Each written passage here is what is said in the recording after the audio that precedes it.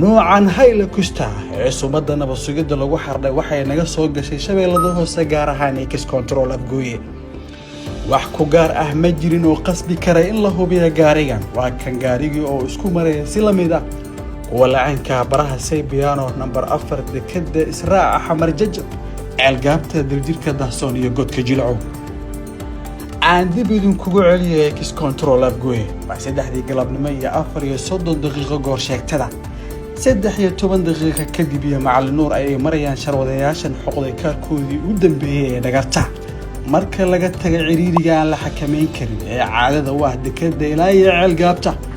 ahna meesha kaliya ee daqiiqadaha ku dheereysay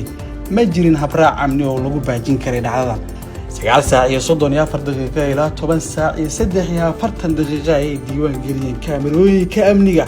wax kasta aad ka maqasheen weerarkii argagixisada ku qaaday xarunta bilowga u ah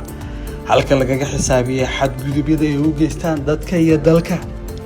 ilaalada godka jilco ay ku dhalatay shaki filawa ah ka hor birta labaad haddana waxa uu ka fursan waayay naftii haligii meesha ugu dambeysay uu ku hulci karay inay tahay